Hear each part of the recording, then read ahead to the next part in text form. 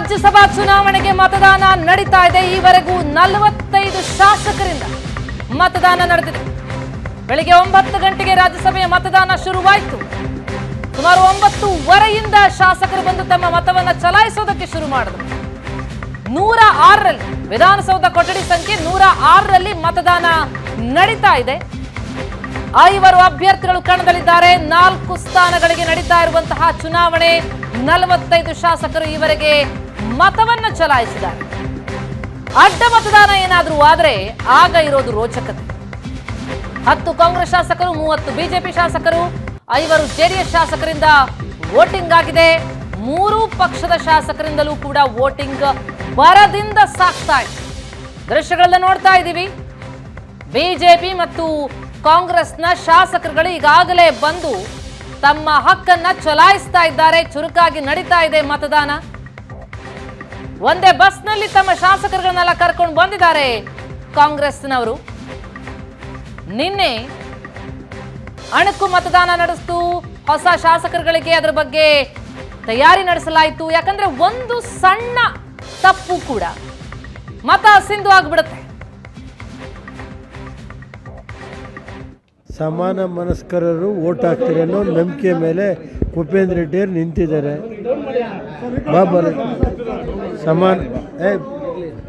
ಸಮಾನ ಮನಸ್ಕರರು ಓಟ್ ಹಾಕ್ತಾರೆ ಅನ್ನೋ ದೃಷ್ಟಿನಲ್ಲಿ ಭೂಪೇಂದ್ರ ರೆಡ್ಡಿಯವರು ಎಲೆಕ್ಷನ್ ನಿಂತಿದ್ದಾರೆ. ಅವ್ರಿಗೆ ಒಳ್ಳೇದಾಗುತ್ತೆ ಅನ್ನೋದು ಭಾವನೆ ಇದೆ. ನೋಡೋಣ, ದೇವರಿದ್ದಾರೆ. ಸಾಯಂಕಾಲ 6 ಗಂಟೆಗೆ ಎಲ್ಲ ಗೊತ್ತಾಗುತ್ತೆ. ವಿಶ್ವಾಸ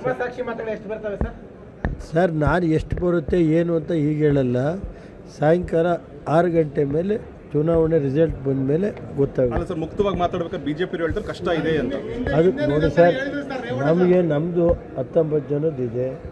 ಬಿಜೆಪಿ ಎಕ್ಸ್ಟ್ರಾ ಓಟ್ ಇದೆ. ಯಾರು ಸಮಾನ ಮನಸ್ಕರನ್ನ ಕೊಡಿ, ಇವತ್ತು 9 ತಿಂಗಳಿಂದ ಏನು ಕೆಲಸ ಆಗಿಲ್ಲ ಅಂತ ಕೇಳ್ತೀವಿ. ಅದ್ರ ಮೇಲೆ ಬಿಟ್ಟು ಸರ್.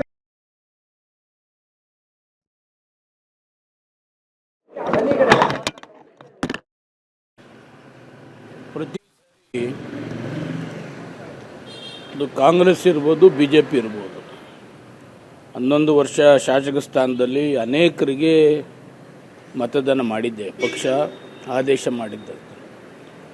ಪ್ರತಿ ಸಾರು ಮತದಾನ ಮಾಡೋದಕ್ಕಿಂತ ಮುಂಚೆ ನಮಗೆ ಬಂದಂಥ ಅನುದಾನದಲ್ಲಿ ನಿಮಗೆ ಕನ್ಸ್ಟ್ರಕ್ಷನ್ಗೋ ಮತ್ತೊಂದಕ್ಕೋ ಕೊಡ್ತೀವಿ ಅಂತ ಕೊಡ್ತದೆ ಎಲ್ಲ ಕೂಡ ಪ್ರಾಮಿಸ್ ಮಾಡ್ತಾರೆ.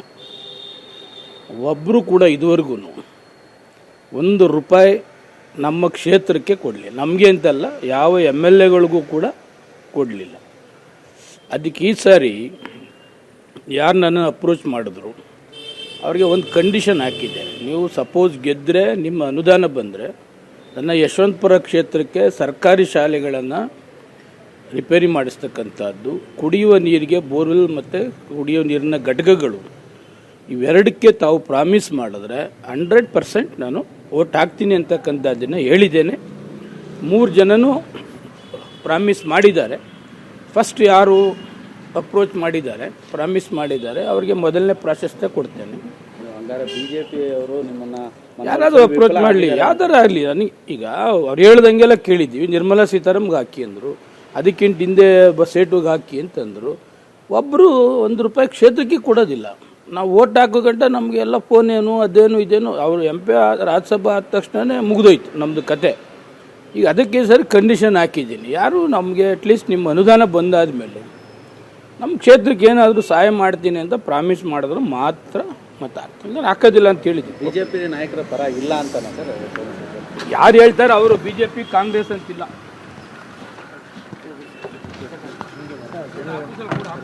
ಹಿಲ್ಟನ್ ಹೋಟೆಲ್ನಿಂದ ಶಾಸಕರು ಇನ್ನೂ ಕೂಡ ಬರ್ತಾ ಇದ್ದಾರೆ. ಹಂತ ಹಂತವಾಗಿ ಶಾಸಕರು ವಿಧಾನಸೌಧಕ್ಕೆ ಬರ್ತಾ ಇದ್ದಾರೆ. ಈ 3ನೇ ಬಸ್ನಲ್ಲಿ ಸಿಎಂ ಸಿದ್ದರಾಮಯ್ಯನವರಿದ್ದಾರೆ. ಈಗಾಗಲೇ ವೋಟಿಂಗ್ ಶುರುವಾಗಿದೆ, ನಡೀತಾ ಇದೆ ವೋಟಿಂಗ್. ಹಂತ ಹಂತವಾಗಿ ಬಸ್ನಲ್ಲಿ ಕಾಂಗ್ರೆಸ್ನ ಶಾಸಕರು ವಿಧಾನಸೌಧವನ್ನ ತಲುಪ್ತಾ ಇದ್ದಾರೆ.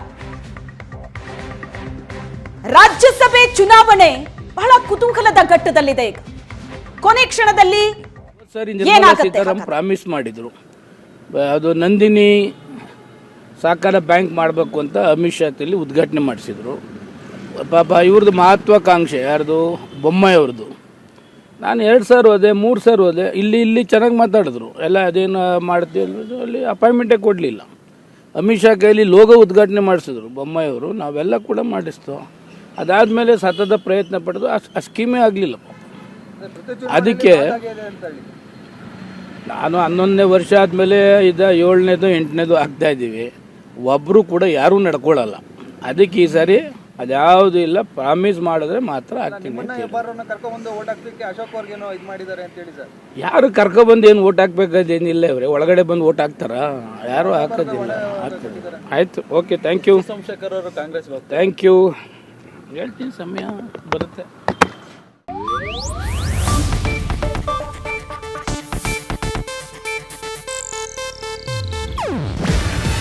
ಇದು ಏಷ್ಯಾನೆಟ್ ನ್ಯೂಸ್ ನೆಟ್ವರ್ಕ್ ಪ್ರಸ್ತುತಿ.